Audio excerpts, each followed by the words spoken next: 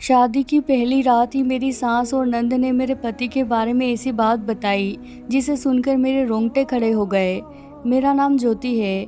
आज मैं आपको अपनी कहानी सुनाने वाली हूँ। आज ही मेरी शादी अमर से हुई है। शादी एक अच्छे बड़े घर में हुई है। पैसों की कोई कमी नहीं थी।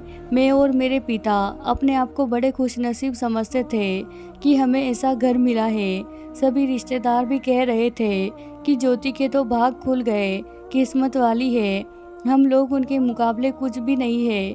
पिताजी के पुराने परिचित होने की वजह से मेरी शादी उस घर में हो गई थी। शादी के बाद मैं पहली बार उस घर में गई। घर में जाते ही मुझे पता चला कि वो लोग कितने बड़े हैं। घर बहुत बड़ा था। पहली बार था जब उनका घर मैंने देखा था। सब कुछ बहुत अच्छा था। सुहागरात का समय आ गया, लेकिन उसके पहले मेरी सास और नंद मुझे अकेले में ले गई। मेरे समझ में नहीं आया। मुझे लगा कुछ बात करना होगी। उनके चेहरे उतरे और डरे हुए थे, जैसे कि कोई बात वो मुझसे करना चाहती हो। मैंने उन्हें पूछा, क्या हुआ? आप दोनों इतने डरे हुए क्यों हो?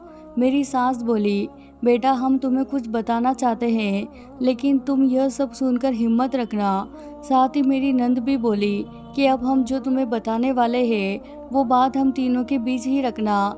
यह बड़ा घर है, यहाँ बात फैलते ज़्यादा समय नहीं लगता, और वो बात सबके सामने आ गई तो हमारे घर की इज्जत मिट्टी में मिल जाएगी।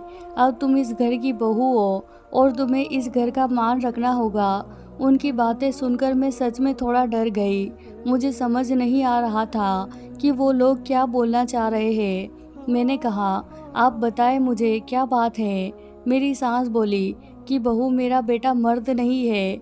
उनकी यह बात सुनकर मेरे होश उड़ गए। उन्होंने कहा कि मैं जानती हूँ कि तुम क्या सोच रही होगी कि फिर हमने तुम्हें क्यों फंसाया, लेकिन हमारी भी मजबूरी है। हम ये बात इसे बता नहीं सकते थे, वरना सभी को पता चल जाएगी। मेरा बेटा रात में अक्सर बाथरूम में ही रहता है। पता नहीं वहाँ क्या करता। जब भी उसे पूछो तो यही कहता है कि उसका पेट खराब है। कमरे में जाने के पहले अपने पति के लिए यह बातें सुनकर मुझे समझ नहीं आ रहा था कि मैं क्या करूं। मेरी नंद कहती है कि तुम उससे बात करना, थोड़ा समय उसके साथ बिताओ, फिर उससे खुलकर बात करो। अगर कुछ हो सकता है तो हम जरूर करेंगे। हम तुम्हारे साथ हैं, तुम्हें अकेला नहीं छोड़ेंगे। सुहागरात वाली रात यह सब सुनकर मैं अपने कमरे में जा रही थी। मुझे अब डर लगने लगा था। मैं कमरे में यही सब सोच रही थी कि मेरे पति अमर कमरे में आए, कमरे का दरवाज़ा बंद किया और दरवाजे से ही पेट पर हाथ लगाते हुए आए। बिस्तर पर मेरी तरफ पीठ करके बैठे और बोले कि उनका पेट खराब है, और कुछ ही सेकंड में वो उठकर बाथरूम में चले गए। बिल्कुल वैसा ही हुआ जैसे कि मेरी सास ने मुझसे कहा था। पेट खराब हो तो थोड़ी देर बाद वो बाथरूम से बाहर आ जाते, लेकिन वो करीब 1 घंटे तक बाथरूम में ही रहे। मैं बाहर चुपचाप अपने बिस्तर पर बैठी रही। उन्हें मैंने आवाज़ भी नहीं दी थी। बस यही सब सोचते सोचते मैं बिस्तर पर लेट गई। करीब 2 घंटे बाद वो बाथरूम से निकले। मेरा अब उनसे बात करने का मन ही नहीं था। मुझे लगा कि मेरे साथ धोखा किया गया है। वो भी चुपचाप अपने बिस्तर की साइड पर जाकर सो गए।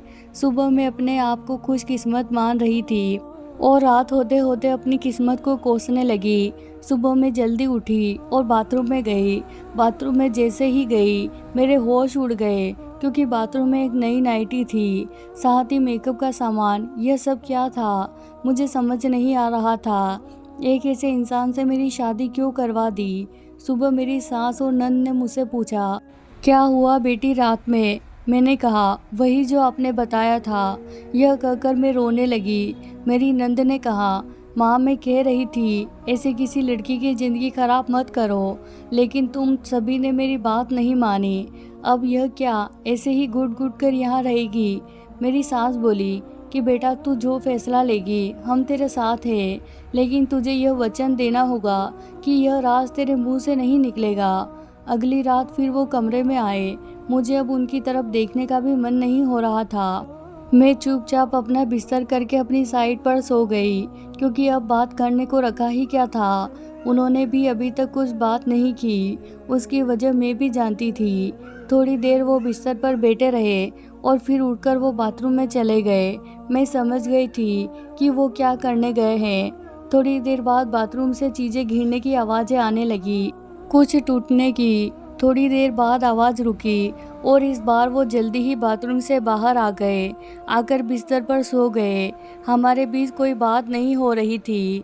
मैं तो यह सोच रही थी कि मैं क्या करूं। यही सब सोचते सोचते नींद आ गई। सुबह जल्दी उठी और फिर मैं बाथरूम में गई, लेकिन इस बार बाथरूम में जब गई तो सब कुछ बिखरा हुआ था।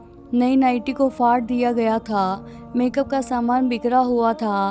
बाथरूम में कचरे में कागज भी था जिस पर लिखा था टू माई ब्यूटीफुल वाइफ। मेरे मन में अब शक आया कि यह सामान और कपड़े कहीं मेरे लिए तो इन्होंने नहीं रखे।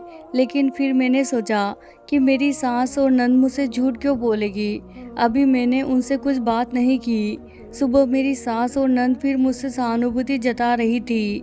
मुझे उनकी बातों से लगा कि वो चाहती है कि मैं अमर को छोड़कर इस घर से जल्दी से चली जाऊं। मुझे अब मेरी सास और नंद पर शक हुआ। मैंने घर की पुरानी नौकरानी से बात की। मैंने बातों बातों में उससे पूछा कि अमर कैसे हैं।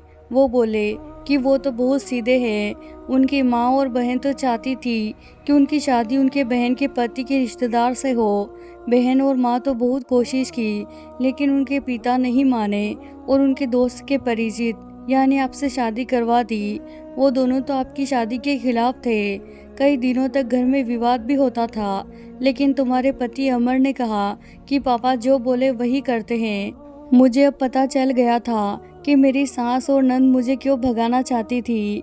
हम इसीलिए उन्होंने मुझसे झूठ कहा था। उन्होंने शायद अमर को कुछ कहा होगा। रात अब मैं अमर से बात करने का इंतज़ार कर रही थी। वो कमरे में आए तो उनका मुंह तो उतरा हुआ था।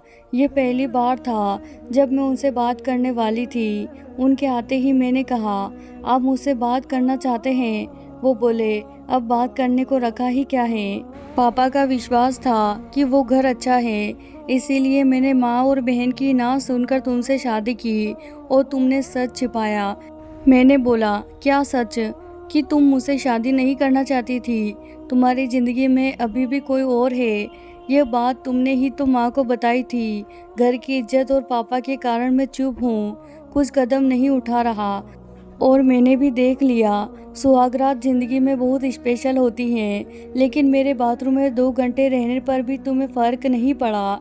माँ ने सही कहा था कि तुम आवाज़ भी नहीं दोगी, बात भी नहीं करोगी।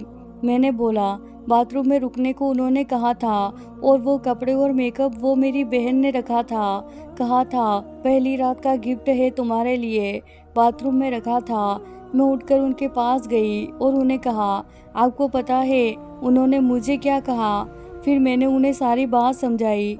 कहा कि वो चाहते थे हम दोनों में गलतफहमी हो और हम अलग हो जाए, ताकि वो जो चाहते हैं वो पूरा हो जाए।